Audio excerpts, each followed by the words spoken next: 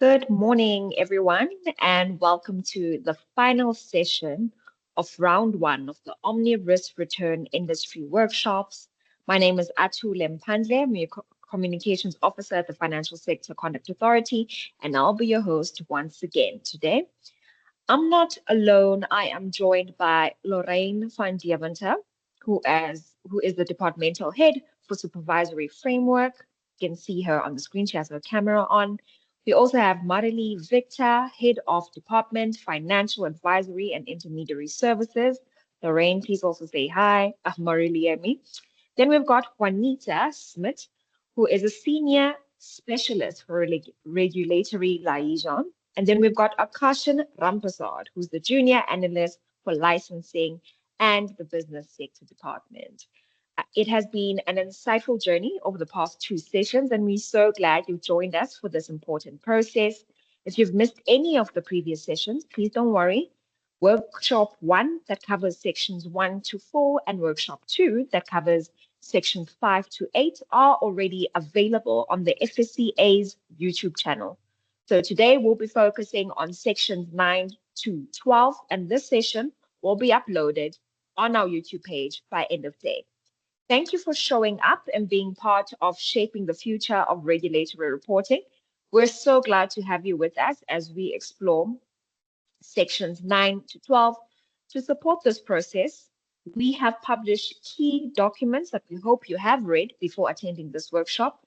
We have the FSCA Communication 19 of 2025, which explains the consultation and engagement process. We've got the explanatory memorandum that outlines the purpose and structure of the return. And then we have the draft Omni Risk Return template itself. So this forms part of the center of this project, right? So if you haven't read them, please do go through them. Here's how the session will unfold. We'll start with opening remarks from Marrelie Victor. It will be followed by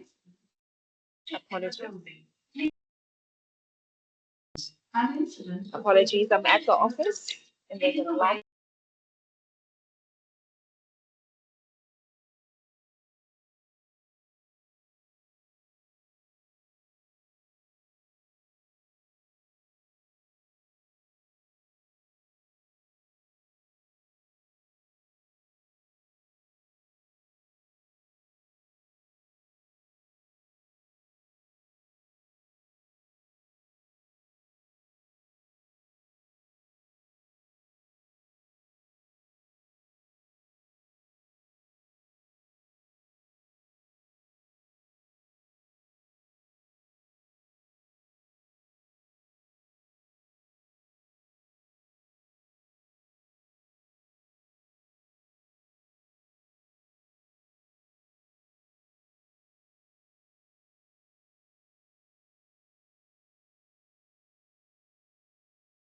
Okay, I'm back. Sincere apologies about that.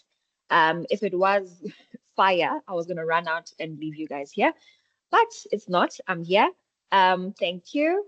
And as I was saying, the previous recordings are available on the FSCA YouTube channel, and this one will be available by end of day. Okay. Here's how the session will unfold. We'll start with Marrelie Victor. Marrelie is going to come in and have some opening remarks, and then we're going to have a presentation by Lorraine van Deventer, followed by Juanita Smith, who'll come in just to show you a slide on timelines. And then after that, we'll have a Q&A session. So for the Q&A, as they're presenting, may you kindly drop your questions on the Q&A section, not the chat, because it does get missed in the conversation. Please go to the Q&A section, should be at the top of your screen. And then you're also allowed to ask the questions by putting up your hand, and we will unmute you. Okay, Marrelie, over to you. Thank you, Athule. To those who have attended workshop 1 and 2, you are going to hear the same information now. So I would advise that you quickly run for a second or third cup of coffee whilst I just run through the opening remarks for the attendees that's only joining us for the first time today. Right.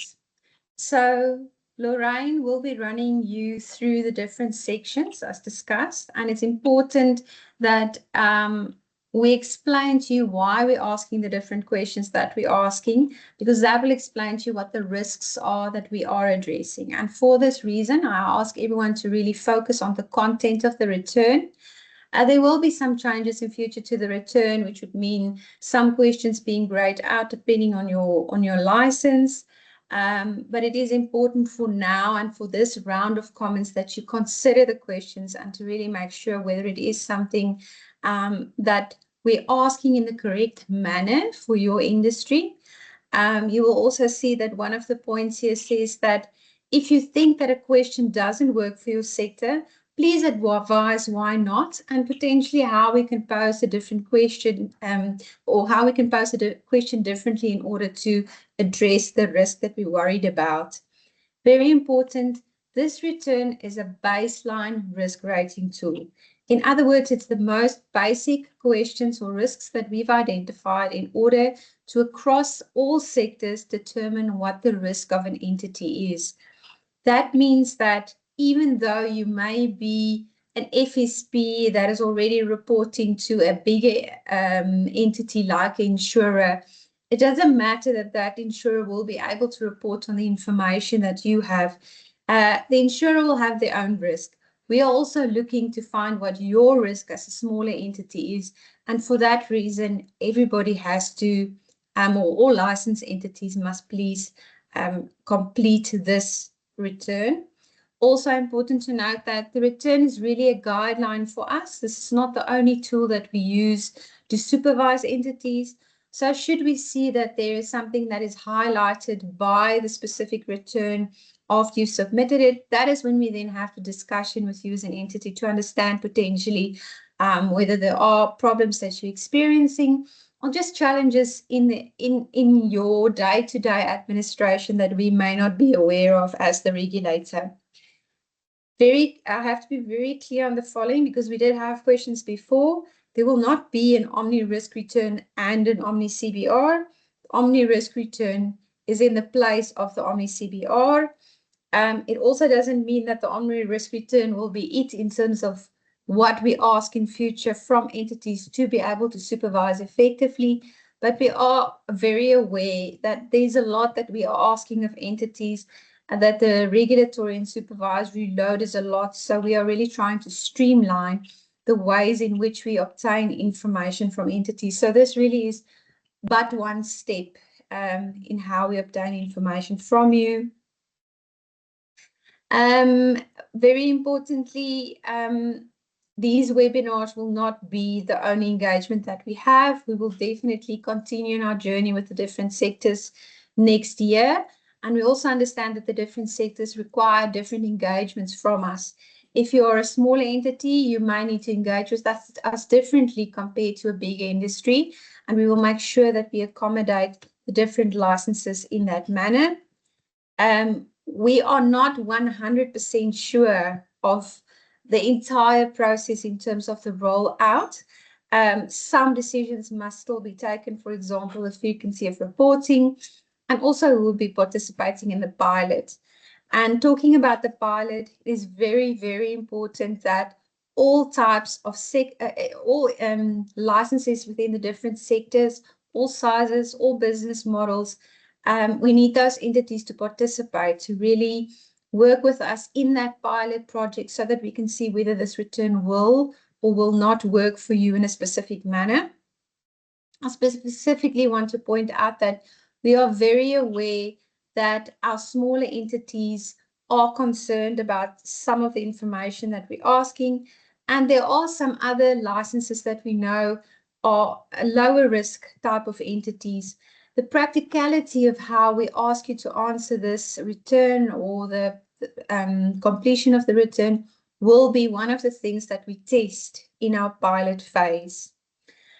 So it really is important, and we have received some entities already that's put up their hand through sending emails to the email address that we've included on the communication that we published. So please, if you do feel that you want to take part in it, we will hold your hand. We will make sure that the way we roll it out will be user-friendly so that we obtain the best information that we can in terms of the pilot process. And then I just want to emphasize, please read and watch all the information that we publish on this return. It really is it creates a full picture, and we ask that you spend some time with that. And that's all from me. Thanks, Athule. Thank you very much, Marrelie. Lorraine, may you please come through with the presentation? Thank you, Athule, and good morning, everyone. Let me just move the slides. So I'm just quickly going to touch on the structure of the Omni Risk Return. So for those who attended the previous workshops, you will recognize the slide. It's making its first appearance today.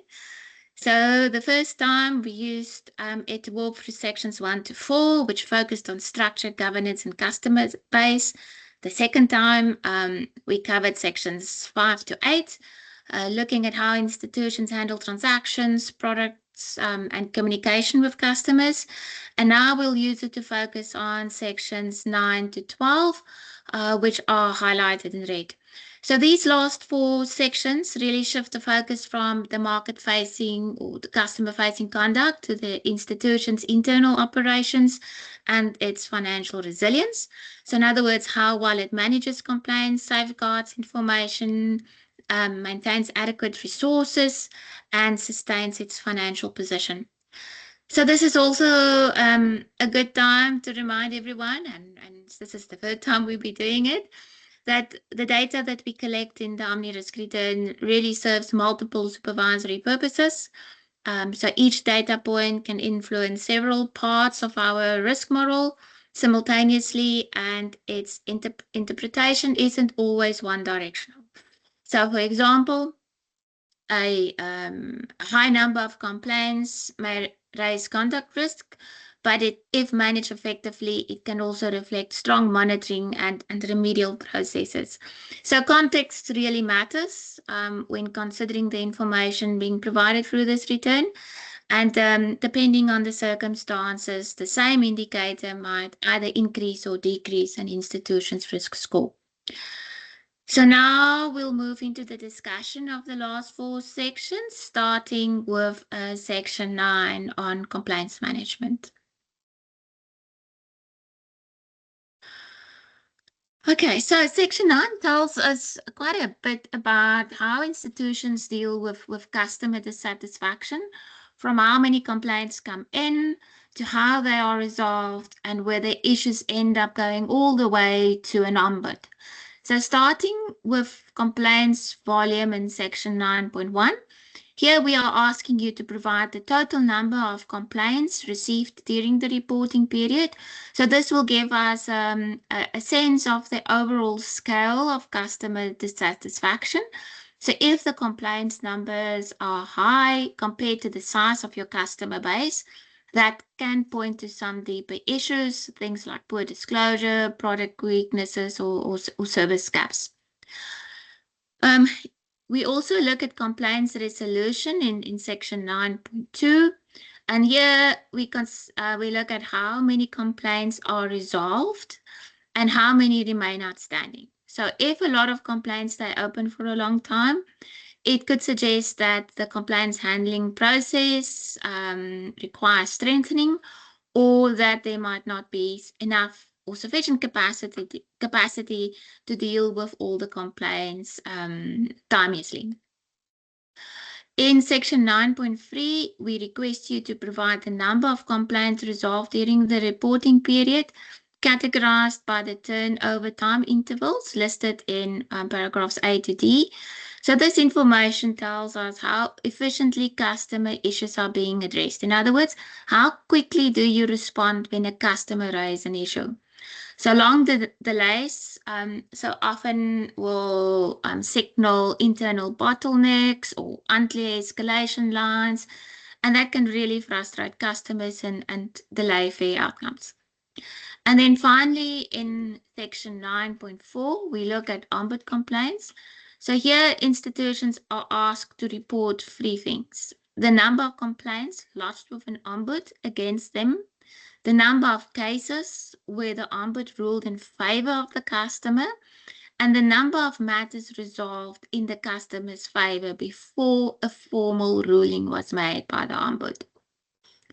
So this information really just helps us understand how often customers feel they need to go beyond the institution's own complaints process to get resolution, and then how those external cases are ultimately decided. So if we see a high number of Ombud complaints, especially where outcomes favor the customer, it could signal underlying weaknesses in the institution's internal complaints handling process, or their escalation processes or practices, or even its broader culture of accountability.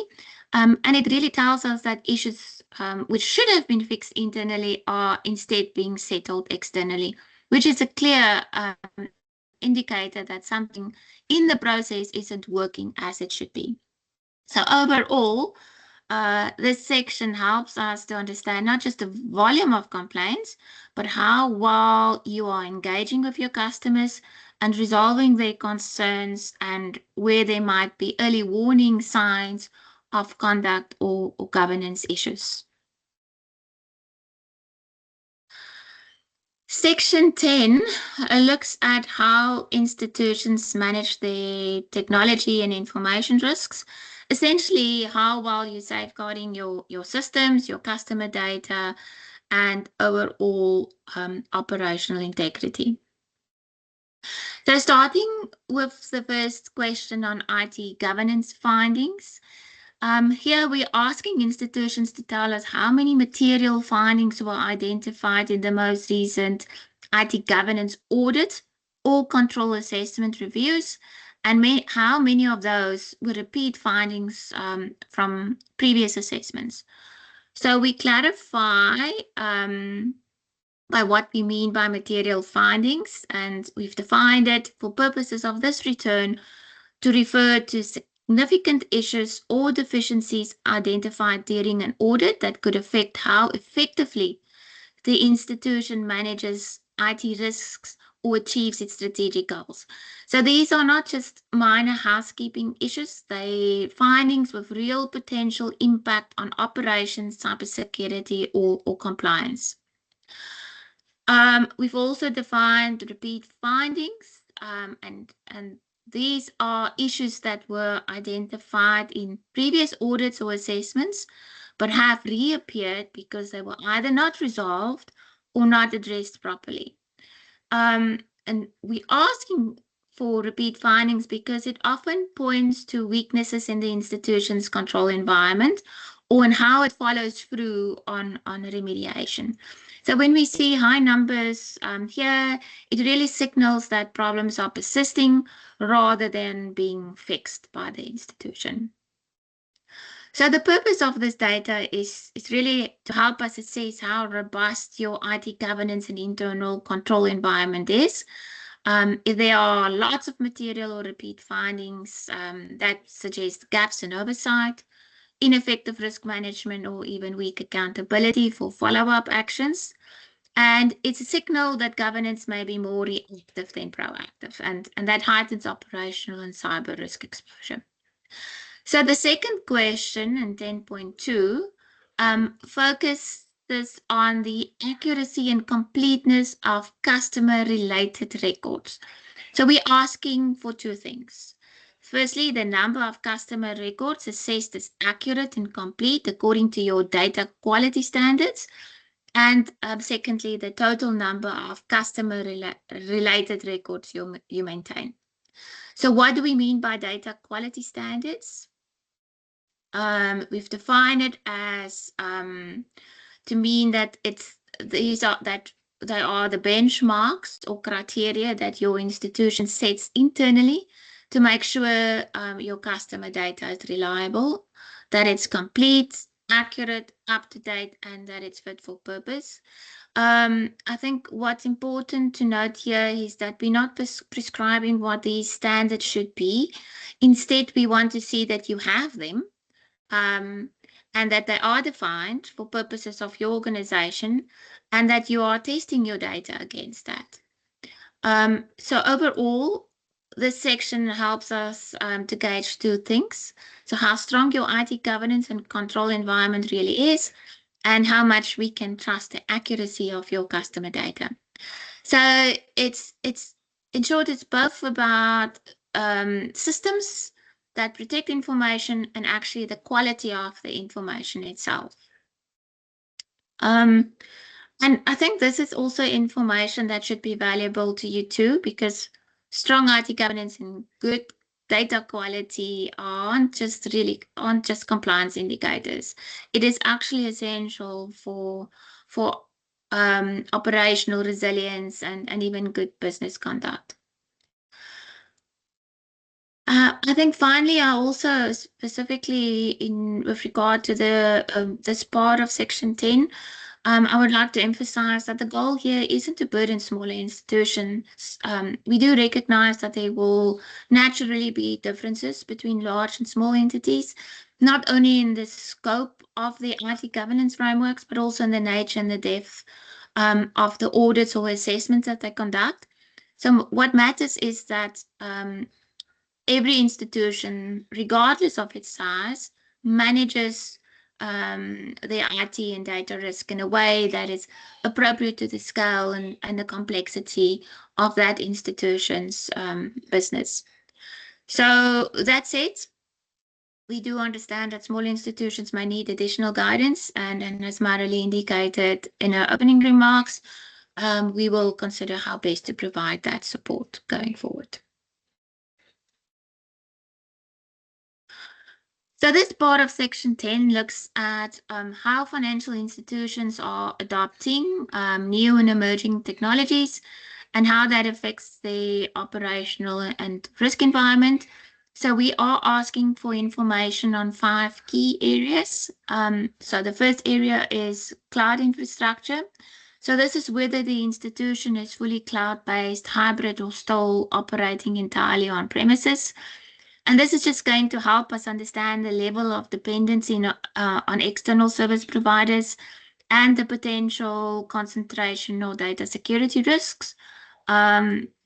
We do recognize that cloud solutions bring some flexibility, scalability, but obviously if they're not properly governed, they may also introduce some new vulnerabilities. Secondly, we look at data analytics and artificial intelligence and the extent to which these tools are being used by the institutions. So AI and analytics can strengthen decision making, and we've seen that as also efficiency, but it can also create risks. For example, algorithmic biases or over-reliances on some models. It's factors that we need to take into consideration. So thirdly, we ask about blockchain technology. So we want to know whether it's in wide use in your organization, whether it's being piloted or not used at all. And it just helps us monitor the adoption trends in distributed ledger technologies. Then we also have other emerging technologies. So this just allows you to capture technologies or innovations that doesn't fit neatly into any of the other categories. And finally, we ask about the number of systems that you use across products and services. We want to know whether they are integrated, whether they are standalone or fragmented. And this matters because operational complexity often correlates with higher risks. And if you have multiple unlinked systems, it can make it harder to maintain data consistency or response to incidents and also ensure effective oversight. And we've even seen that within our own organization, where we're currently operating multiple databases for our supervisory information. And that's one of the reasons why we are implementing a SupTech solution to consolidate all our data in one place. So the purpose of this section or these questions really are twofold: to understand how far institutions have moved into adopting technologies and to identify the associated risk if those technologies aren't, that those technologies bring. Section 10.4 focus on system availability. So that's essentially how resilient your systems are and how well they handle disruptions. So we are asking institutions to provide information here again on two key aspects: the frequency of downtime incidents broken down by quarter, and the overall duration of those downtime incidents. You will notice that we distinguish between planned and unplanned downtime. So planned downtime is expected. So that will usually reflect scheduled maintenance, upgrades, or testing. And unplanned downtime, on the other hand, that signals potential weaknesses in your IT environment. And they may result from system failures or cyber incidents or scenarios like that. So the frequency data tells us how often interruptions occur, while the duration data tells us how long it takes to recover. So taken together, these measures give us a sense of how resilient your systems are and how well you can maintain business continuity when something goes wrong. So the purpose here is really to assess your operational resilience, to see whether your systems are stable and that you're able to manage interruptions effectively, and that service to customers remains consistent and reliable. So the last two questions of Section 10 focuses on data protection and cybersecurity. So in question 10.5, we're asking for information on two main things: the number of incidents involving unauthorized access or disclosure or loss of customer data, and the number of customer records that were exposed or compromised. Then in section 10.6, we look at the impact of those breaches. So in other words, how many individual customers were actually affected during the reporting period. So the purpose again here is twofold. Firstly, to assess the strength of your information security controls. So a high number of breaches or repeated breaches is a strong indicator of weak cybersecurity or poor monitoring or even insufficient staff awareness. Secondly, we want to measure the extent of the impact. So sometimes it's not the number of incidents that matters the most, but how many customers were affected. So even one breach could have major implications if it exposes sensitive data belonging to thousands of customers. And that's why we're looking at both impact as well as number of incidents. So like I mentioned, from a supervisory perspective, this information really helps us identify institutions with recurring vulnerabilities or poor containment practices. So section 10 again is not just about numbers. It's really about understanding how well institutions protect customer information, how they respond to breaches if those happen, and how do they prevent recurrence. So the goal here is to make sure that when something goes wrong, and it inevitably will, the impact on customers is minimized and that lessons are actually learned from those incidents. So moving on to section 11 that deals with outsourcing and organizational capacity. So this section, we move into the people and capacity side of things. So because even the best frameworks and the systems can fail if there aren't enough capable people to run them. So we start off with vacancies in question 11.1. So here we're asking for the total number of vacant positions and the total number of full-time positions across the organization. And this really just helps us assessing resource adequacy. So in other words, whether the institution has the staffing capacity to carry out its responsibilities. You will note that we are asking for the total number of vacancies across the whole institution. because organizational capacity doesn't operate in isolation. So what I mean by that is, even if vacancies sit outside the core financial services area, they can still have an indirect but significant impact on governance, on operations, and ultimately on customer outcomes. And if I could give an example, so if you have, if the focus of the question was just vacancies related to financial services,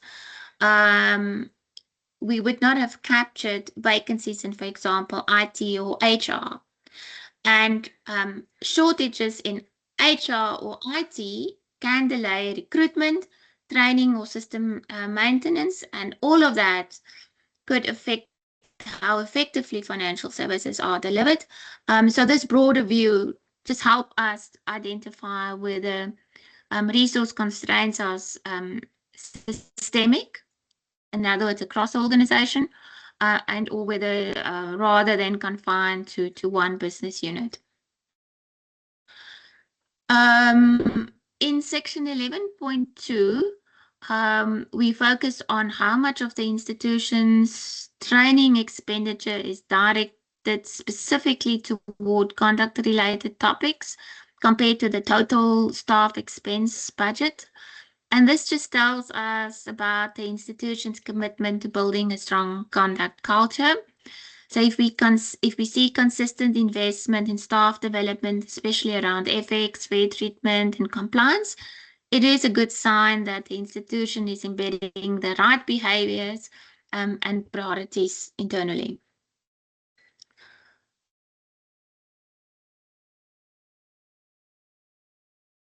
So this last part of section 11 focuses on outsourcing. And here we ask institutions to identify which activities were outsourced during the reporting period and to select all that apply. It's broken down into different categories. The first one deals with corporate functions, so that would be things like HR, finance, legal, treasury management, and IT. Then we look at control functions, and this includes risk management, compliance, internal audit, actuarial. And these are really the lines of defense that ensure oversight, governance, and risk management. We also look at administration, so that covers both general administration and administration activities that require authorization. And we then also have some specialized activities such as binder functions, asset management, or collection services. So that's where money or that's a collection of premium or other monies on behalf of a product provider. And then finally, there's also an option to select if no activity was outsourced during the reporting period. So the purpose of this question is to help us build an understanding or help us understand the extent to which an institution outsources some of its activities and how much reliance institutions place on third parties to deliver key services.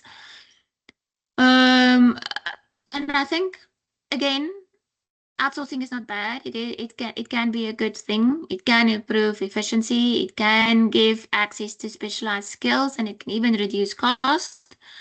But I think it also introduces additional risks, especially when oversight is weak or the third party operates outside of South Africa. So when completing this section, think carefully about both formal and informal arrangements, not only where a third party performs the entire function, but also where part of that process or activity is handled externally.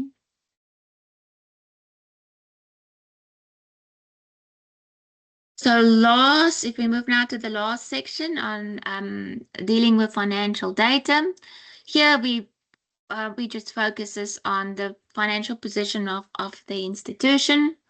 So in section 12.1, institutions are required to break down their total turnover between financial services related business and non-financial services related business, both globally and for South African operations.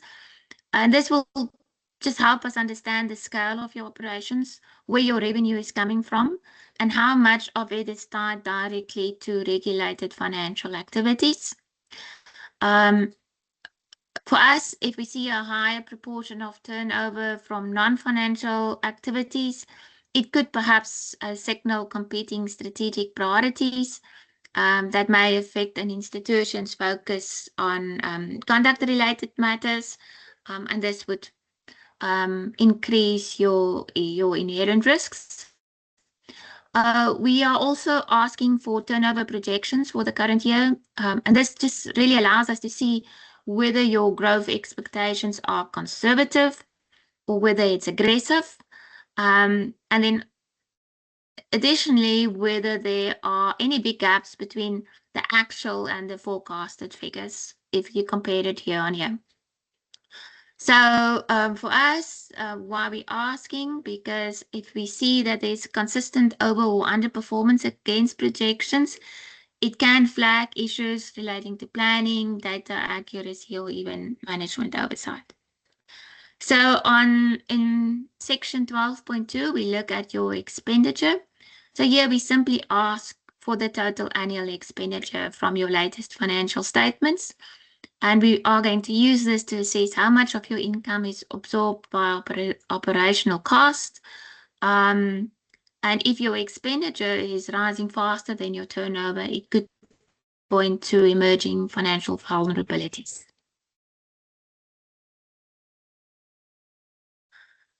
So this part of section 12 looks at the funding structure of the institution. So essentially, how your organization is financed and how sustainable those funding sources are. Starting with question A. So this looks at the gearing ratio, which measures the level of debt relative to your equity. So for financial institutions, this gives us a view of leverage. So the higher the ratio, the greater the risk that debt obligations could create solvency pressures, especially if market or operational conditions change. So for retirement funds, the same concept applies, but it's measured as assets versus liabilities instead. So when you're selecting an option here, think about what your latest financial statements show in terms of your capital structure and balance sheet strength. Question B asks about the funding concentration, specifically whether the top 3 contributors make up more than 40% of your total funding. And this just helps us identify whether the institution is overly reliant on a small number of contributors. We also capturing whether the institution operates entirely without any external funding. And this is relevant for entities that are self-funded or rely solely on revenue inflows. So finally, in question C, ask you to identify the primary source of funding. So is it investors or shareholders, lenders, or other forms?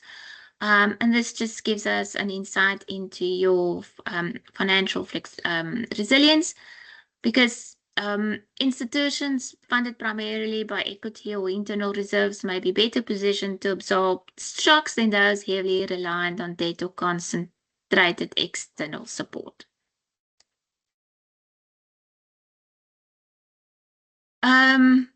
So this section focuses on understanding the relationship between an institution and its broader group, especially in terms of financial reliance and contribution within that group structures.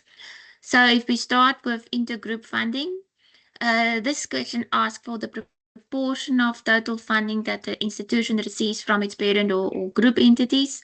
And here you must just select the most applicable option.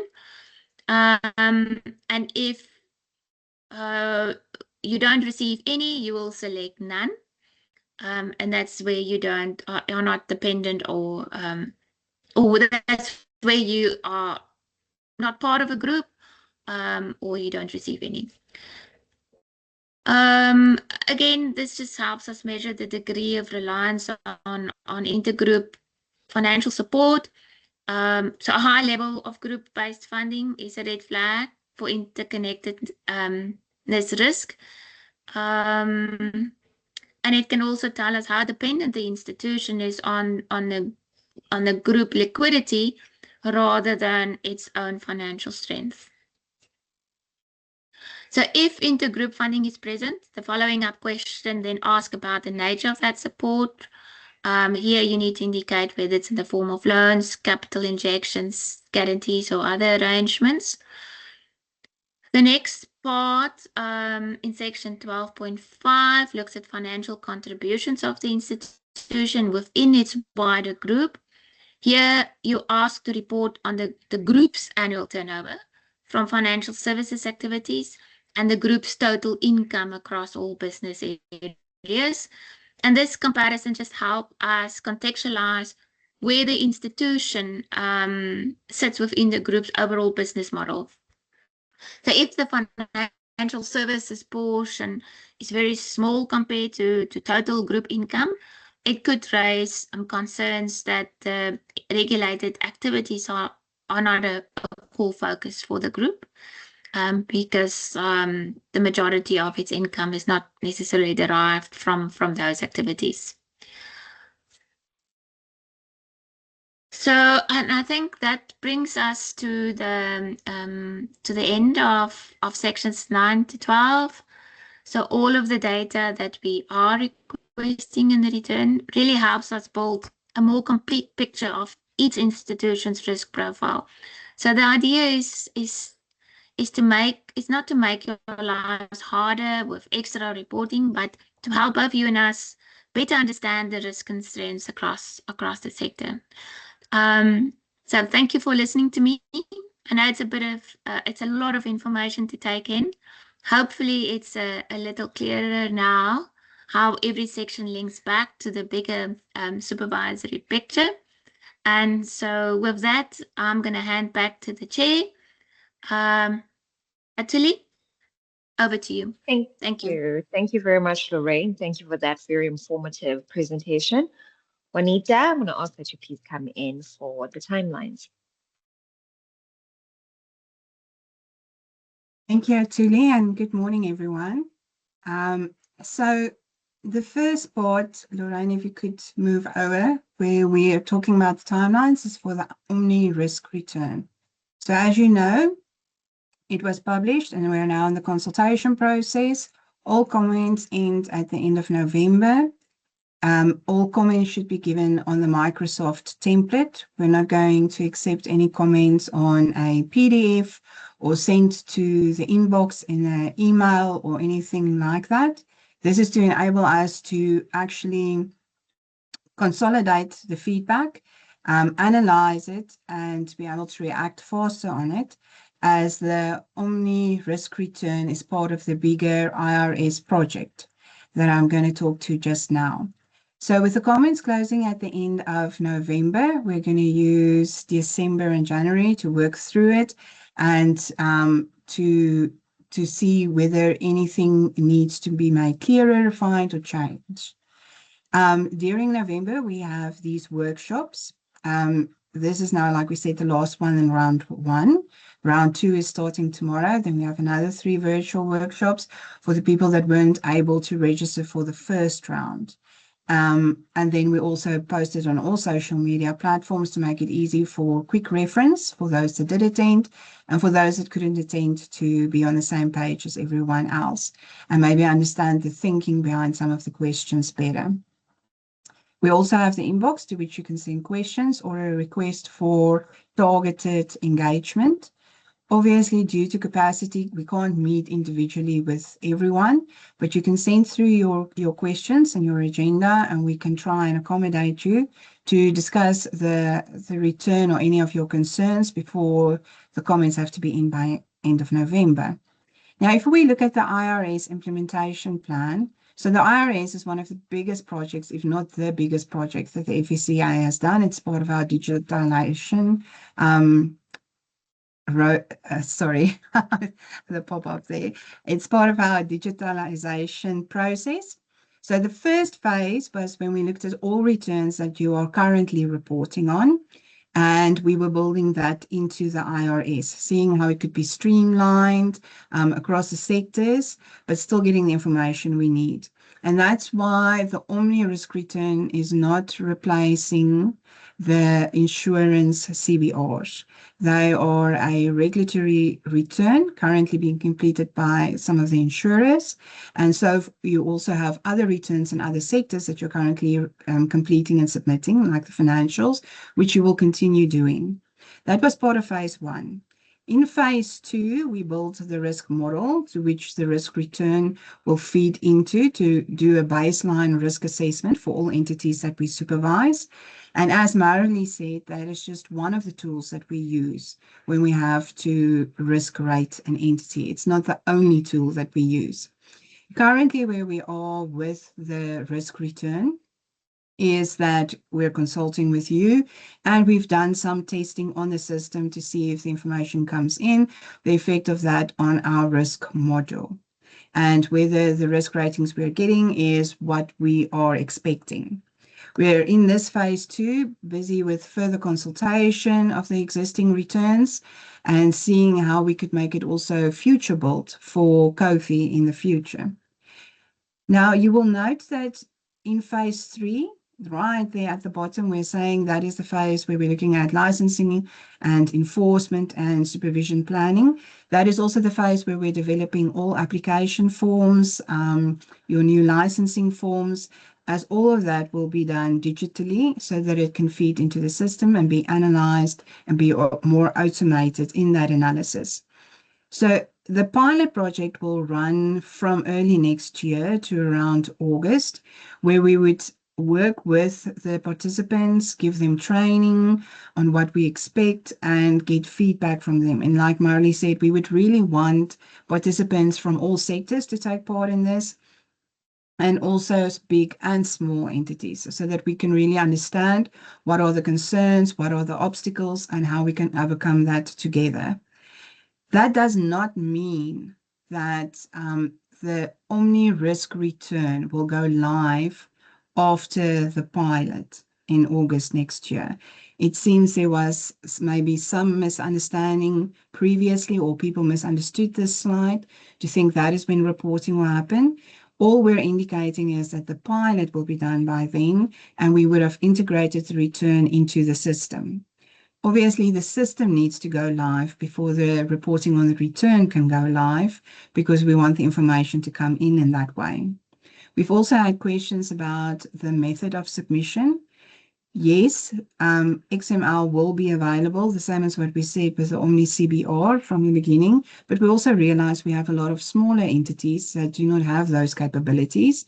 So the return will also be available on the portal, and you'll be able to complete it there, go in and out, save your work until you submit it, and then you'll submit the return. I think that addresses all the questions we got before on this timeline and any of the concerns. We once again want to highlight in the comments, it would be appreciated if you could say, if you can't give any of the information, why not, and by when can you give it? Not just purely, we don't have it right now, or we can't give it. Thank you very much. Athule, I'm handing back to you. Thank you very much, Juanita. Colleagues, we have now reached the Q&A session of this workshop. I'm going to ask that all the questions you asked are based on sections 9 to 12, please. So what we're going to do is we are going to do what we've been doing for the past 2 sessions, where first we'll take 3 questions from participants who raise their hand. So raise your hand, I'll let Akasha know, and then we'll unmute you. And then we'll also take 3 questions from the Q&A session. So if you've typed your questions on the chat, can you please copy that and paste it on the Q&A session? If you'd like to speak, just raise your hand. We'll unmute you and give you the floor. Please don't hesitate. Your questions are an essential part of this process. Okay. So we're going to start with hands. Let me see if anyone has raised their hand.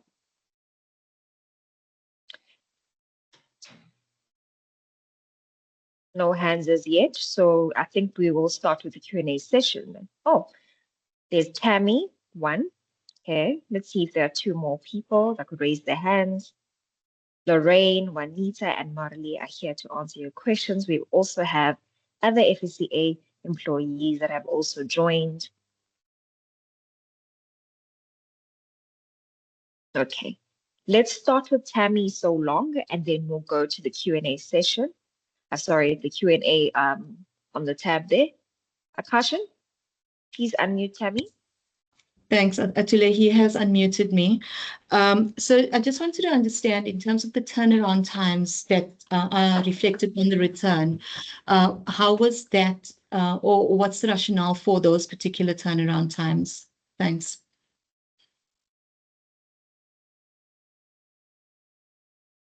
Thank you, Tammy.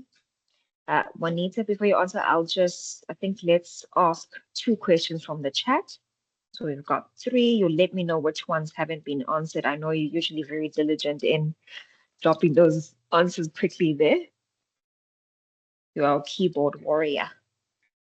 No, not at all. Today's session is quite busy with the questions on the chat.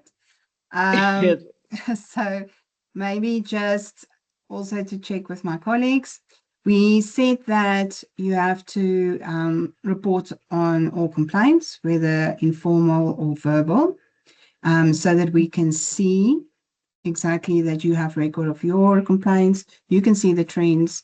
We can see the volumes to do our risk rating.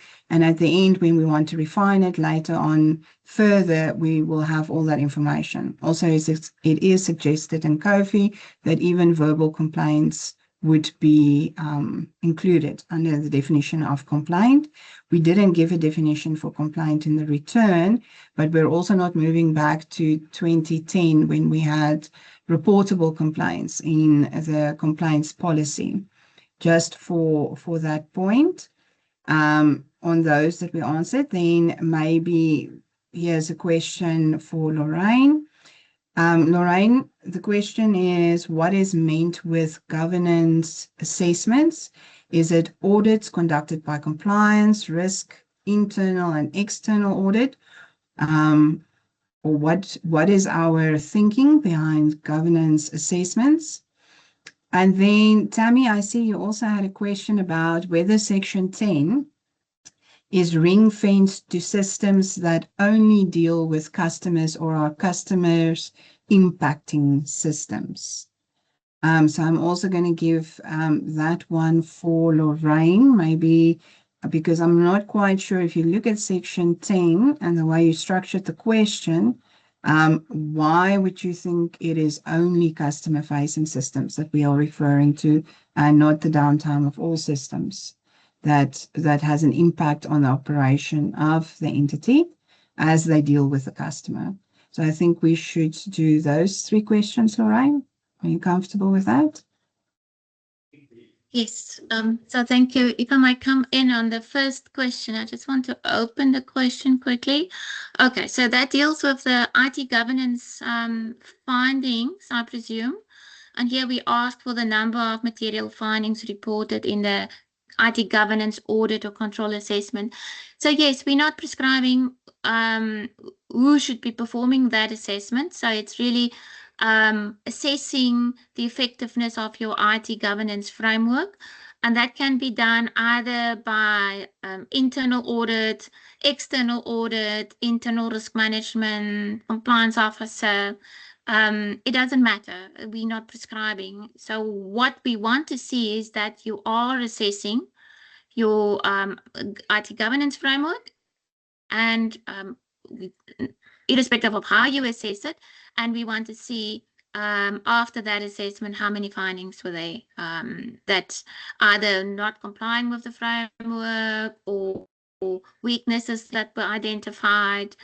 So yes, it's not restricted, and intentionally so. That is to ensure that we are able to cover all our institutions. However, we do expect, like I've mentioned before, that we'll probably see differences between large and smaller institutions because it goes to proportionality. So what would be if required, or what would be proportionate for bigger institutions may differ quite substantially from the smaller institutions.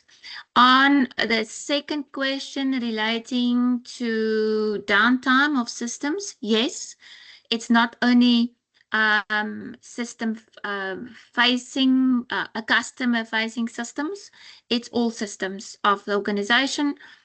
So we want to know, how long they have been down, whether they were planned, whether they were unplanned. So we want to see we want to assess the overall stability of your systems. Thank you. Then maybe to come in on the question about turnaround times, and Sammy, you wanted to know how did we determine the turnaround times, and I think there you might be referring to, and I might be wrong, but maybe to the turnaround times when it comes to the complaints and resolving the complaints, where we give you a breakdown. So that is also to measure the efficiencies of your systems and your processes and the experience of your customers, to actually determine how long it takes them or takes you to resolve a complaint with your customer. And although previously in the comments, we also said we don't link a timeline to resolution. And that's based on, I was thinking that maybe the question comes from the point of view about resolvable complaints or reportable complaints, not resolved. All complaints should be resolved, but reportable complaints, because we used to link it to say if it goes over a certain period and you couldn't resolve it, then it is a reportable complaint and only those complaints should be reported. Now, as I said, we moved away from that concept a long time ago. However, the turnaround times that we put in there is how we would want to see from the moment you became aware of a complaint until you were able to resolve a complaint, whether formally or informally, and the customer is satisfied. Well, they might not always be satisfied, but they are aware of the fact that you're closing the matter and that you've resolved it, that you could break it down into those periods. It's also important in the future, if we do want to change anything in conduct standards or want to do benchmarking exercises, that we can see what is the targets that we're striving for in the industry, and it's an important customer outcome indicator for us. I'm not sure if that answers your questions, Tammy. I see Marrelie also wants to come in. Thanks, Juanita. Also, just on that question of Tammy's. So Tammy, I think, remember that it's going to be a while that it's going to take for us to get the entities to report properly and to get good quality information, because we understand it's going to be an adjustment period. But eventually the aim is that we get quite a comprehensive picture of what's going on across the industry. So we will probably not be publishing reports to say this is how ABSA or ABC Brokers is doing. We will have a conversation with that specific entity to say, look, we are seeing that actually we're able to resolve most of your complaints in 5 days, but suddenly we see it jumping up to an average of 20 days. Is there maybe something specifically going on that's causing a challenge? And have those conversations with you. But also we're going to be able to eventually use the statistics across the sectors to be able to gauge what is the average time, for example, that it does take to resolve complaints, so that we can get a full picture and we can actually report to that back to industry. So for now, we picked certain, I want to say, parameters.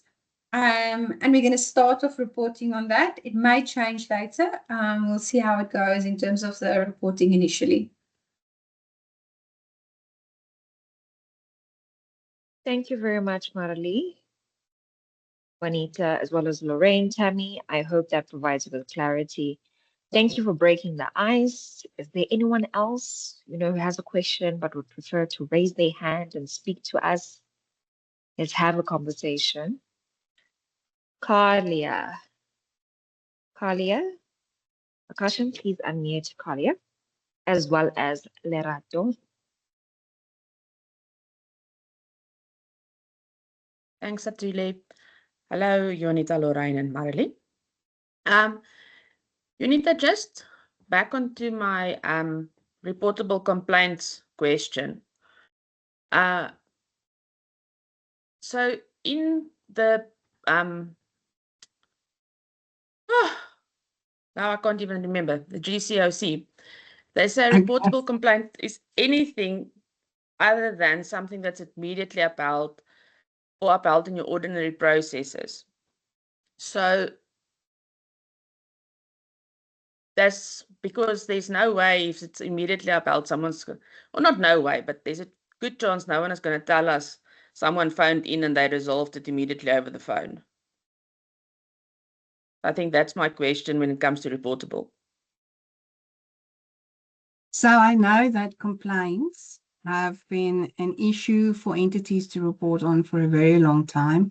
And I know that a lot of the systems, off-the-shelf systems that entities are using could possibly not accommodate those immediate resolution complaints. I can't categorize it that way.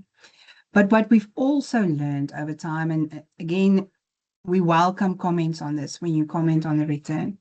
But what we've learned over time is those ones that you immediately resolve, if we could put it that way. Could be someone phoning in complaining they didn't get their fact fund sheet or their policy documents or anything like that, documents that they should have been getting, they didn't get it.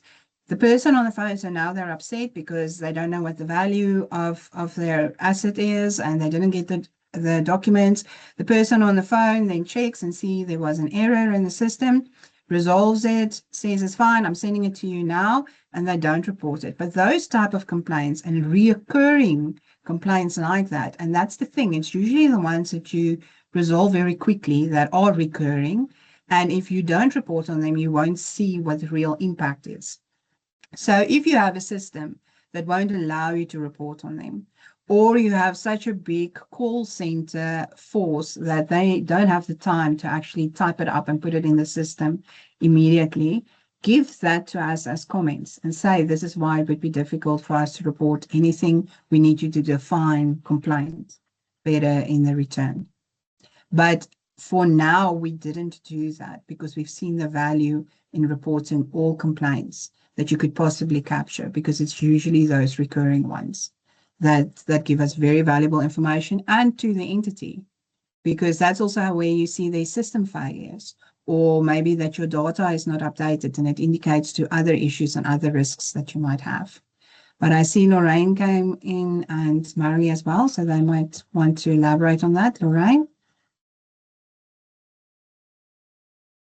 No, happy for Marrelie to go first, but yes, so if you have any concerns about the clarity of the questions in the return, please highlight those in your comments, and we will definitely consider how we can address those concerns. I think for us, the important thing is that when you complete this return, that you are absolutely 100% certain and sure of what information you need to provide and what information you need to take into account when providing the information to us. Thanks.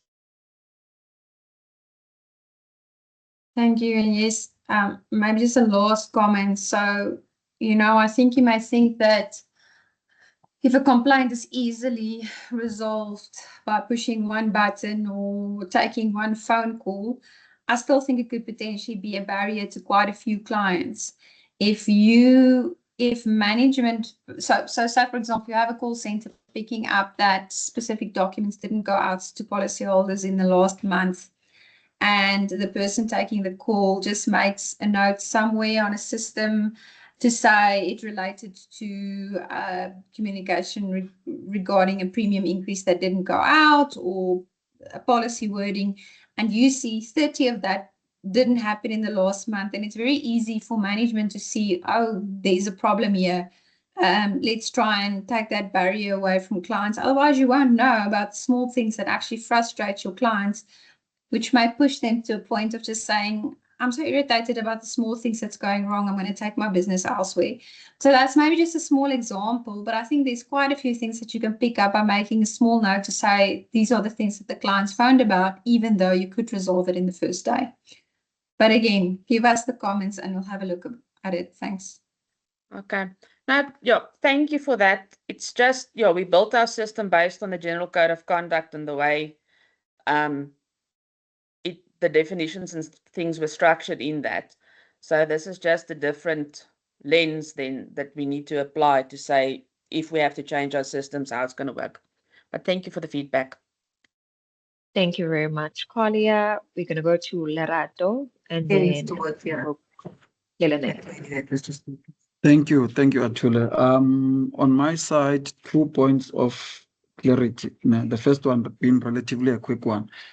In Marrelie's opening statements, she mentioned that the Omni Risk Return will stand in the place of the Omni CBR. So the question that we have on our side is that, because Juanita, in her explaining of the timelines, she then mentioned that the Omni CBR somehow will still continue being an expectation in terms of submission from an insurer perspective. You can provide clarity on that. The second one is that if you are an insurer where you've got multiple licenses at an insurer level and also at an FSP level, is the expectation that this is submitted at a license level? And one of the reasons why we ask those questions is that where in one of the questions where it talks about the number of staff and whatnot, where you would have in our setting, for instance, staff that are not necessarily linked to a license, but they are at a group level. So how do you account that? If it's at a license level, how do you then account for those numbers in terms of the staff numbers that are required as per the questions? Thank you.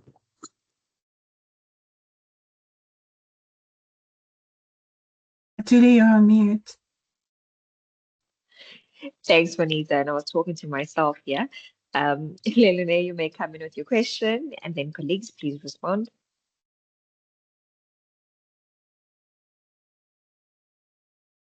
Sorry, Athule, did you say you want Leilani to come in with a question and then we... Okay, Yes. so Leilani, you can go. Oh, thanks. Good morning, everybody. Thank you for this wonderful session. It really helps a lot. Appreciate your time. I did post a few questions in the Q&A section as well, but I'll maybe ask one or two. Lorraine, apologies in advance for this. This may be a very blunt moment for me, so sorry. Which definition of proportionality are we adopting? Because I can't find one in COFI or in FSRA. Are we looking at King 4? Yeah. And that was one question. And maybe my second question is then if we look at 9.4, it asks provide the following information on complaints lodged. Now, a financial institution won't know that, but they will know the complaints received because there's a lot of complaints lodged that, for instance, the phase ombud, where the phase ombud would, in terms of their rules, dismiss it because it doesn't meet the definition of a complaint, or it's maybe something that it's outside their jurisdiction, or whatever the case may be. So it's rather the number of complaints received by the financial institution, by an ombud, than the complaints lodged. They would never know that. I mean, if you look at the phase ombud's report, a lot of those complaints are dismissed, and they don't even know which of those complaints were there. So maybe just slightly reframe 9.4. That's my humble submission, but that's it. The other ones are on the Q&A section. Bye, dankie.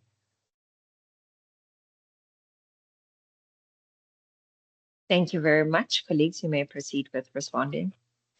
Thank you. Maybe I'll just come in on some of it, and then maybe Marrelie would like to take the question on the insurance return. So firstly, the intention is that this return will be submitted not at license level, but at entity level. So where an entity has multiple licenses, the intention is to only request one return from that entity that covers all of its activities. And you'll see that's also how the return was designed. We specifically we referred in the questions to the whole of the business and not specifically to certain business units relevant to particular activities. On the definition of proportionality, yes, we haven't defined proportionality intentionally so. So the ordinary meaning would apply. how proportionality will be applied across the sector, that is still will be very dependent on how we will be applying those frameworks. So you will have to consider the frameworks and the application of the respective frameworks or requirements, and from a proportional perspective. So I don't think it's necessarily that relevant for this return.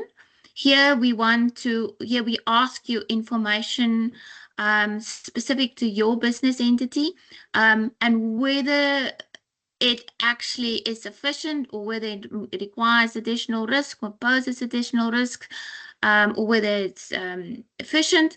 That's questions that will come later, and that's when proportionality will be assessed at a later stage. But proportionality in how you will be applying the requirements is, I don't think it, for purposes of the return, it is a major issue, unless you believe it is, and then we would like you to definitely highlight those specific instances where you believe it might be problematic so that we can address and consider your concerns. Then on the question relating to 9.4, complaints received and complaints lodged, thank you for pointing that out, Leilani. Please make a comment when you respond, and we will see how we can address or clarify the position. Thanks.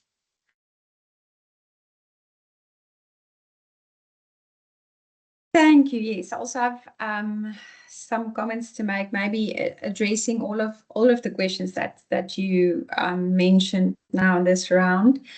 Firstly, I think it is super important that everybody realize how important this pilot actually is for us, right? Because this is how we're going to see whether something works or not in terms of proportionality, bigger, smaller entities. So I did mention in the very beginning that we are planning to, once you put in maybe your name and the different licenses you have, that some questions might gray out.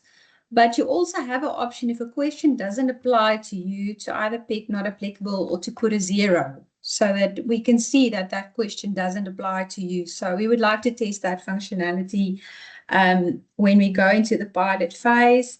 I know in the previous rounds we had lots of concerns around this concept of you reporting as one entity and you may have different licenses. That is also something that's going to be big for us in the testing, to make sure that that actually works and that the reporting will make sense in that manner.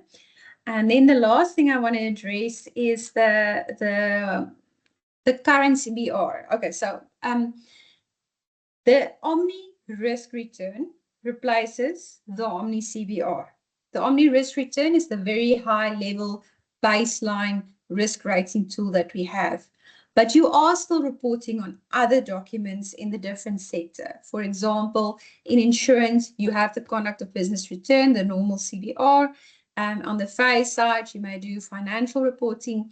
You still have to continue with that, because remember, the Omni Risk Return is going to be very high level. And we still have to be able to supervise on a more granular level when it comes to the specific entities. Also know that we are doing some work in the background on the returns that you are already reporting on. So we are looking at them, we are making sure that there is no double reporting, we are comparing them to what is in the Omni Risk Return. That is an ongoing process, and we're not saying that the process is going to be perfect the moment we kick off, but there will be certain information that we are going to request from you that's very important to us, that will be more granular. If you know about the insurance conduct of business returns, you'll know that we actually ask per product that you provide us with quite a few answers. So there's quite a bit of detailed reporting on that return.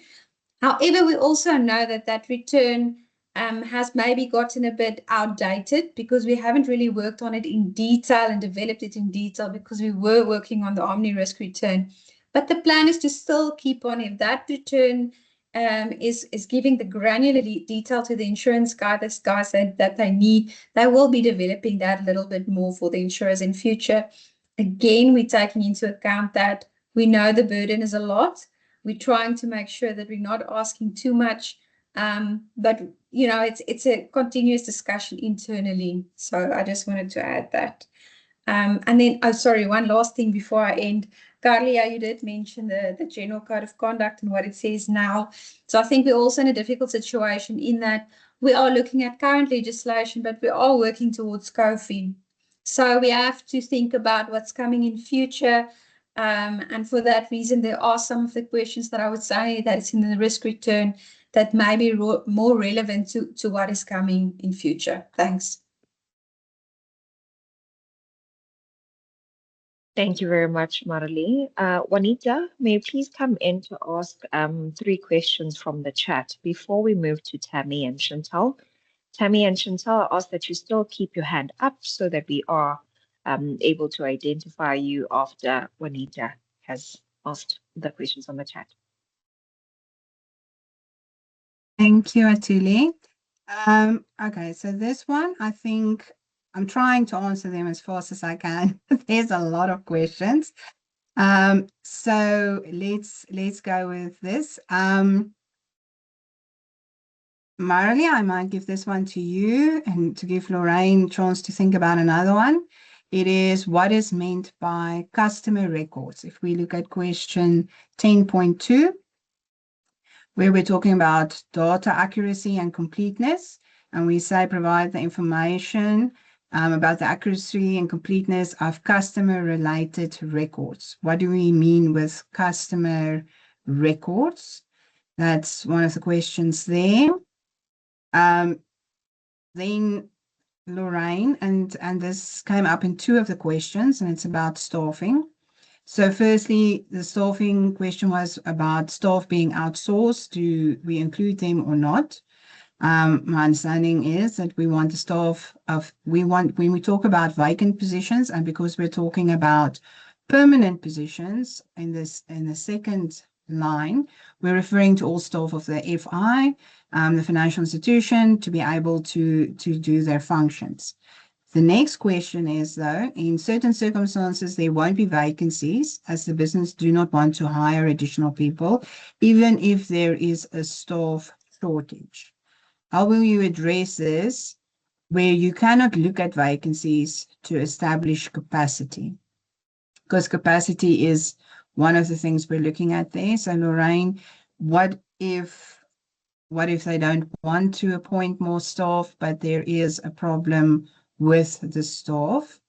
And then I'll take this one also about vacant positions. It seems that did quite a few questions. So the question is, confirm the date of vacant positions, 11.1. The question on 11.1, and that is that question where you break it up in vacant positions and full-time positions across the organization. Would this be at the end of the reporting period or for the full reporting period? So this will be, when we ask for numbers like this, it will always be for the reporting period. So it's at the end of that reporting period. If you have vacant positions, how many? And what is the number of the full-time positions that you have across the organization? So when we start measuring it from the one return to the next return, we can see whether it's been addressed, not addressed, whether it's the same. And yes, this is not a perfect science, because in the meantime, many positions could have been filled, others could have been left out. It could be years that you still have those vacant positions. We do realize that. But again, I bring you back to the thoughts that Marrelie said in her opening remark, is that currently we haven't made final decisions about frequency when it comes to the return. Our thinking is that, and that was also in the documents that we published, that it will be on an annual basis. And then maybe in future, we could refine the questions even more and make it more regular, maybe not more regular reporting for all sectors or all entities, but for some. So when we do ask this question and we do want to see your progress and we do want to look at your capacity, and that might not be linked to other indicators in the return, because we've said this even from the Omni CBR days, and we're saying it in the Omni Risk Return now again, it tells a story. And Lorraine also alluded to it in her slides, that one indicator could possibly be used to measure a certain risk, but it also tells us something about another risk.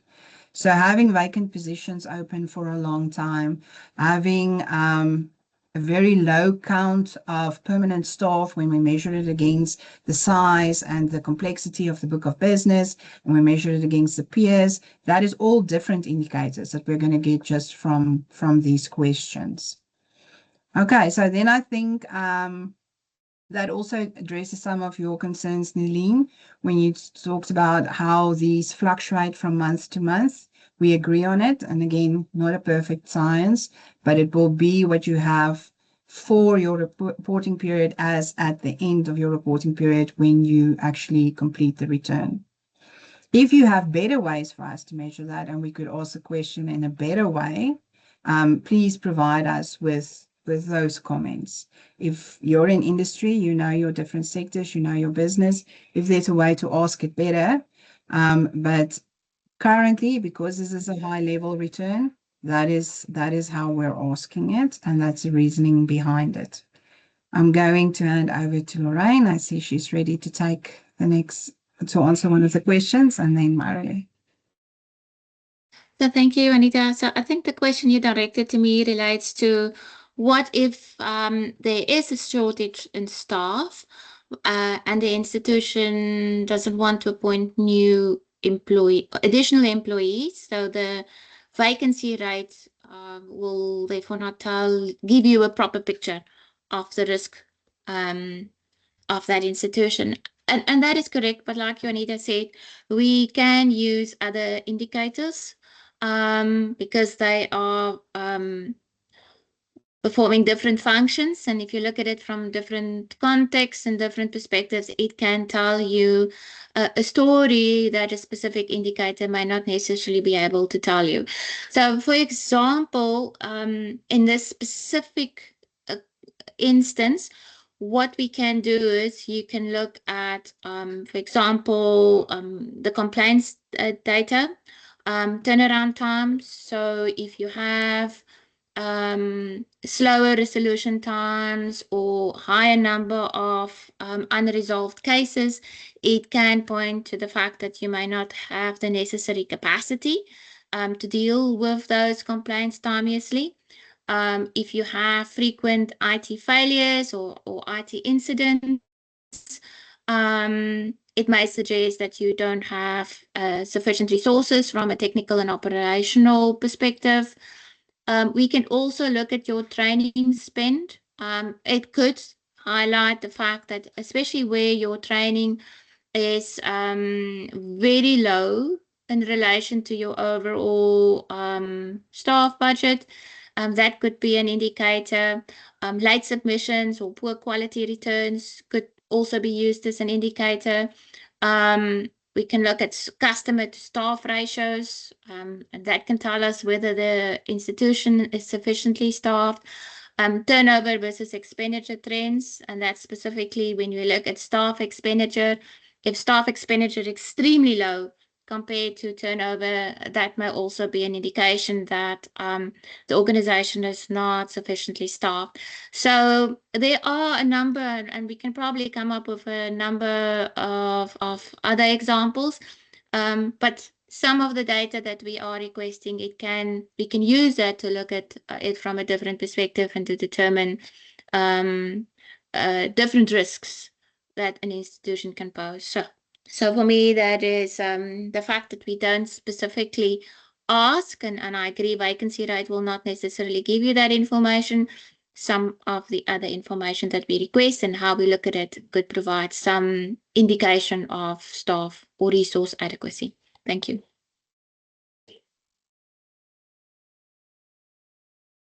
Lorraine, please just help me out.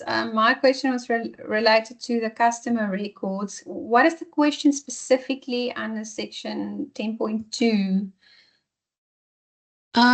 It's okay. Let me just quickly go to 10.2. Please, I don't have it open in front of me. So it asked the total number of customer-related records that were assessed as accurate and complete. So maybe if I can just come in there, Marrelie, I think what we mean by customer records, it will generally refer to both your personal as well as your transactional information of a customer.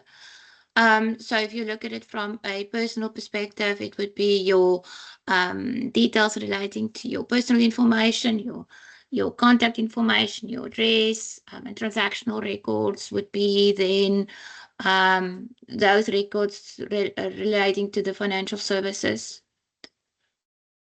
Thank you, but happy for you to take it, Marrelie. No, I'm happy with that. Thanks, Lorraine. Are we all clear, Juanita, with the questions that were asked?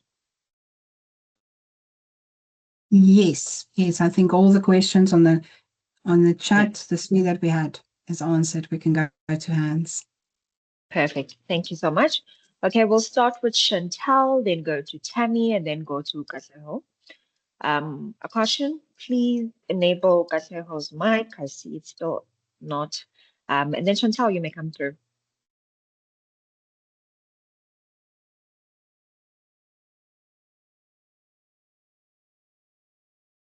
And Chantal's one, Akashan.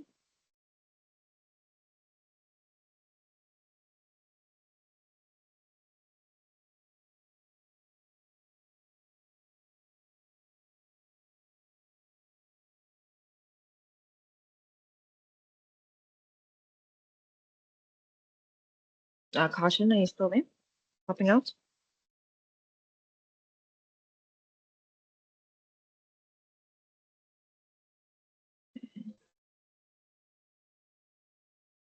Okay, Chantal, I've allowed your mic as well as Katlego. Chantal, please come through. Thank you. And sorry if it's repetitive questions, but I just want to make sure that I'm of the same understanding, because there's been quite a few questions around which entity is completing the Omni Risk Return, especially with your bigger financial organizations. So previously, I think at the first webinar, I wanted to check. So you might have one legal entity that holds multiple sectorial licenses. That legal entity will complete the Omni Risk Return in respect of all its sectorial licenses. It's not being elevated up to the group level or the financial conglomerate level. I just want to make sure the expectation when the term entity is used, it's the legal entity that holds multiple sectorial licenses will complete the Omni Risk Return in respect of all those sectorial licenses and not be elevated up to the organizational group. Thank you. Thanks, Chantal. Tammy? Yes, thanks. So my question is very similar to what Chantal had asked. In terms of the existing licensing structure that we have for instance, FSPs, and then at the legal entity level, you might have, for instance, an FSP license, an ODP license. Yeah, so there are various, in fact, various FSP licenses under one legal entity structure. So at what level is the return being completed? And then is it going to then be for all of those licenses that sit within that legal entity? And just to maybe expand on what Chantal said, you also then have your group level structure. You have multiple legal entities under your group level structure. So here we're talking about at legal entity level. That's the one thing. But to add to that, one of the risks that we identify with that is that you might have where we then have to aggregate the information across these, say, for instance, 3 FSP licenses, you could end up with double counting or in some instances overstating the numbers. I do have a follow-up question, but I'll come back after that. Thanks. Thank you, Tammy. Katlego? Thank you so much. Lorraine, I think thank you for answering the vacancy question, I think from an operations point of view. My question links to the vacancies aspect, especially because different entities run differently and based on the adequacy of resources. Will the FSCA assist organizations where there's limited resources to enable them to function accordingly? Because you might find, for example, where other compliance teams run very thin in a bigger organization, how will that be identified to make sure that conduct issues are managed accordingly and there's enough support from those other functions that supports the business to mitigate the conduct issues? Thank you. Colleagues, you may come in. Okay, so I'll respond to the first question on whether it's the legal entity or whether the return should be submitted at group level. So like I mentioned before, the intention is to request the institutions to submit the return at legal entity level. So that is where a legal entity has multiple licenses within that entity. We intend to require only one return covering all of those activities. So that is the intention. However, as Marrelie indicated, this is something that we will be testing during the pilot process as well. And depending on the outcome of that pilot, we may decide to adopt a different approach. But at this stage, the intention is a single return. As regards double counting, from a legal entity perspective, so this is where the institution that holds the license, if a single return is submitted, it will avoid double counting to some extent. Insofar it relates to that entity. I have seen a question in the chat relating to instances where we aggregate data across different legal entities, also different financial institutions, and the risk of double counting this. Yes, we do recognize, because we are asking certain information from institutions that may be acting on both sides. So if you aggregate, it will result in double counting. So we will most likely not be aggregating those data where it will result in double counting. So we are aware of it. So hopefully I've responded to that question now fully. Like I said, the intention at this stage is not to require a return at group level or at conglomerate level. It's something that we may consider in future, but at this stage, we're only looking at the licensed financial institution itself, because we need to create a risk profile for that particular institution, that legal entity. Thank you, Athule. And I think the second question, I may need to hand it over to my supervisory colleagues, and that's about providing support where, if I understood the question correctly, FECA providing assistance where they may not necessarily have adequate resources. I'm not sure if that was the question. I think the question was more around you covered where there's vacancies and us highlighting the number of vacancies. And then in that data where there's vacancies that have not been filled, and based on the data that you're receiving for other items, you will be able to pick up if there's any gaps that the FSP need to address in order to close off the gaps. So my question relates to where there are no vacancies, but then the resource capacity does not cater for making sure that the conduct oversight is performed accordingly. Because I think we were focusing more on the operational aspect of making sure that the client is catered for, but then where there are no vacancies, how will the FSCA support entities or guide the entities to say you need more resources in this space to cater for something? Okay, so definitely I think the supervisors will come in on here on this question. But yes, so obviously when the FECA, so once we analyze the return, and we note that there in certain areas that we may have concerns, and like I mentioned, some of the indicators will require some further engagement with the institution. So it's just a flag, it's a signal. but we will most likely have to engage further with the institution to determine what exactly is the cause and what's the reason for that signal. So in that engagement with the institutions, when we've identified through some of these other indicators that there might be some lack of oversight, and it could be or due to the high number of incidents, but it could have different causes.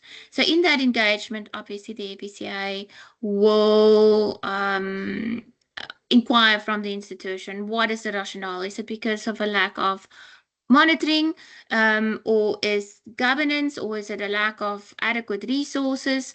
And that discussion will then take place with the institution. But I see Marrelie's hand is up, so she will definitely come in on this question. She engages with with the institutions on a daily basis. Thanks, Marrelie. Thank you. Yeah, so it's an interesting question. Remember, I don't think there's no way that we can know exactly what's going on in every organization. But what I've picked up over my 13 years of supervisory experience is that should, for example, there be not enough hands in, for example, the compliance or the audits or those oversight functions, you do see it playing out in other areas of the entity. For example, remember I said we have many different tools in our toolkit to supervise. So we also do on-sites. And for example, when we do on-site planning, we look at quite a few indicators to see which entities we should potentially visit. We constantly monitor whether financial statements are being submitted in the fire department.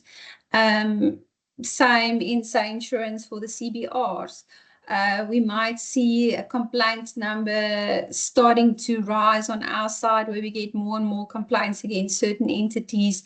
And that may show us there may be something wrong in there's not enough hands to deal with that function. So I don't think you should see this specific, the Omni Risk Return, as the tool that is going to tell us exactly everything about the entity.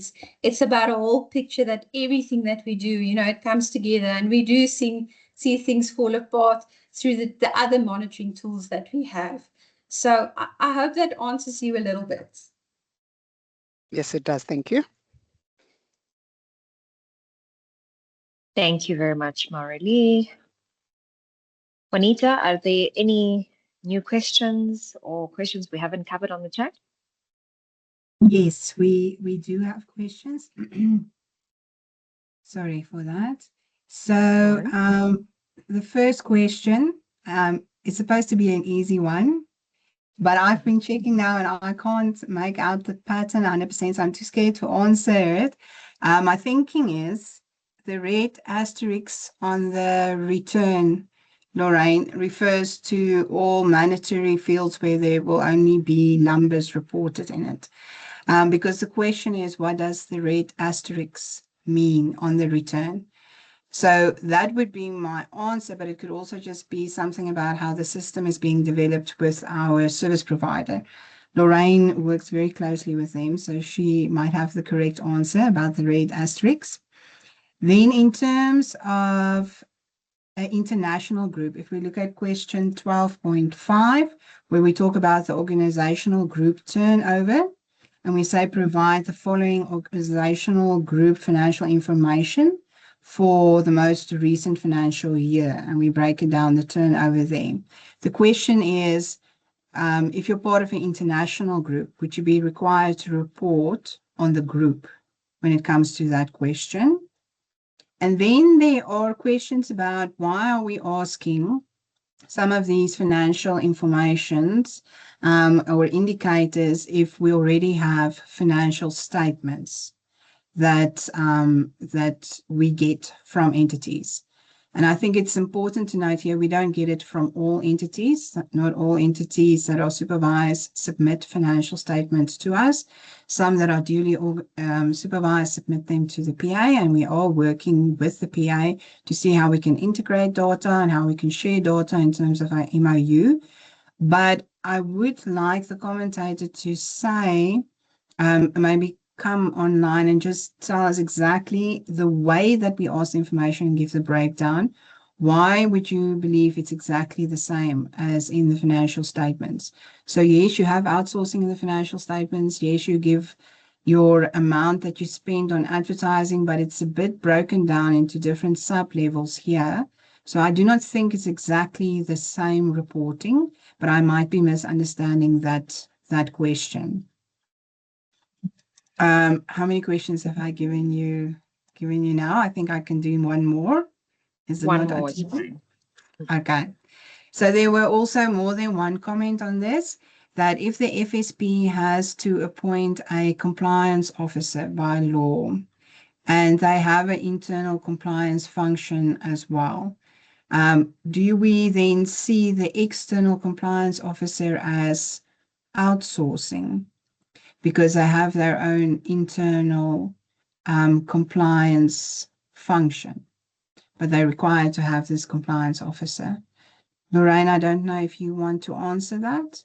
If you want to start with the answers. Thank you, Juanita. So let me just get to the red asterisks. Please ignore the red asterisks. It was really just there for the development of the return on the system, so it's system related. These asterisks won't be on the final version of the return that you will be required to complete on the external portal. On the reporting on international groups, yes. So where we are asking information relating to the group, we do require you to provide that information at group level, whether it's whether you form part of a South African group or an international group, because we want to assess your contribution or the proportionality of your contribution within that group. And then the last question on compliance officers and outsourcing. So we refer to compliance function. Yes, and you may have an internal function, but if you are also required to appoint an external compliance officer, a part of that function will be outsourced. And when I went through the detail of this particular question, I did mention that even where part of the function or part of the activity is outsourced, you need to record and reflect that. So in that regard, where you, in relation to the specific question asked, you will have to reflect that function or part of that function is outsourced. I hope I've answered the question. Thank you. Thank you. Thank you very much, Lorraine. Okay. Juanita, I'm looking at the time. I'm worried that if we proceed with more questions, we might run over. Well, I'm not seeing any hands, and There is a hand from Tammy. Okay, so And maybe Lana. we could do those two hands. There's two questions in the chat that I would have said we can do, but I see one of them is from Tammy, so maybe she wants to speak to it as well about the incident reporting. Thank you. Okay, Tammy, you may come in. Thank you. Thanks. Yes, Juanita, that's actually the question that I wanted to ask. So on incident reporting, we have articulated in the chat in terms of incident reporting, especially on customer-related incidents, this may result in resourcing and capacity constraints. And also just in terms of, from a data privacy perspective, we work on data subjects. So there might not be a clear distinction then in terms of data subjects, according to the categorizations that you have for customer, employee, third party. So that was part of the question. And then just also in terms of the fact that we do report customer impacted data incidents to the FSCA. So we just want to understand in the context of that, the level of detail that is then being asked in terms of information that gets reported to the information regulator separately. Thanks. Thanks, Tammy. Langa? Yeah, thank you so much. So my question relates to the issue of groups. So in a scenario where an insurer belongs to a group of companies, but has not been designated as an insurance group by the Prudential Authority, will they still be required to report on the return with regards to intra-group funding? Thanks. Thank you, Langa. Colleagues, you may come through. Lorraine, I see your camera's on. Yes, thank you. Maybe I'll start off with the last question. Yes, the answer is yes. So it's a factual question. So does the insurer in the example refer to belongs to a group of entities as defined in the Companies Act? So do you have a parent company? Do you have sister companies? Are they subsidiaries, etc., etc.? If the answer is yes, you will have to report on those questions where we ask group-related information because you are forming part of a group of companies. On the question relating to incident reporting. So on incident reporting, we ask about the number of customer data breaches. So that's the number of incidents and then the number of affected customers. So I'm not sure I fully understand the reference to the categorization referred to by Tammy, because we only ask for incidents impacted customers, and we want to know the number of breaches or that result in unauthorized loss, disclosure, or loss of customer data. So it's not further categorized. So we just need the number. I do accept that in some sectors do report this information, and going forward in terms of the IT governance and cybersecurity standards, there will be additional reporting requirements. At the time when we developed this return, those reporting requirements have not yet been finalized. So we will definitely consider duplication of information. And if there are duplication, we will assess how best we can address it. And we will respond to that in our responses. But yeah, so maybe I'm not sure I fully understood the question really relating to the categorization. Maybe my colleagues would like to come in on and assist with that question, but I personally didn't understand it. Thanks.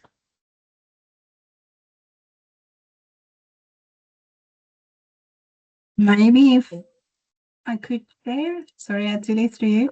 Tammy, are you referring to the categorization, or are you worried about duplication in reporting? Because I'm reading your note in the chat, and it sounds, or it looks to me more, that you're worried about duplication in reporting. I'm not sure. Juanita, maybe, sorry, if I could just explain, because from our data privacy expert, the reporting that gets done to the IR just refers to data subjects. But we have reported to the FSA previously on customers impacted in terms of incidents. So I think I'm comfortable. I'm comfortable with that for now. And then I think I also appreciate what Lorraine has indicated in terms of looking at the reporting that's going to be required in terms of the cybersecurity standard and then rationalizing the return to avoid duplication. So comfortable with that. Thanks.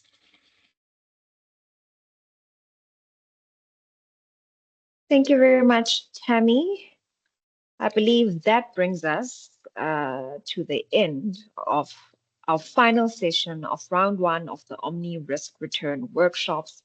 As mentioned earlier, the recordings of today's session will be made available on our YouTube channel before the end of the day, so keep an eye out for that. Thank you all once again for your active participation, your questions, and the conversations we've had throughout these sessions. My name is Athule Mpandle. It has been an absolute pleasure being your host for these workshops. Thank you, take care, and have a great day, as well as a great week ahead. Carlia, I see your hand is up. Sorry, Athule. I just want to know if the questions we asked in the sessions will be published somewhere. The questions and the answers. Okay, Omni Risk Return Team, you can answer that. Just verify. From my understanding, yes, but can you please confirm? Thank you, Athule. I don't think a final decision has been made. Okay. So we will consider and then come back. But no final decision has been made yet. Thanks. Perfect. Thank you so much, then. That answers your question. Carlia, have a great day. Take care, everyone. Bye. Yeah, Bye. bye.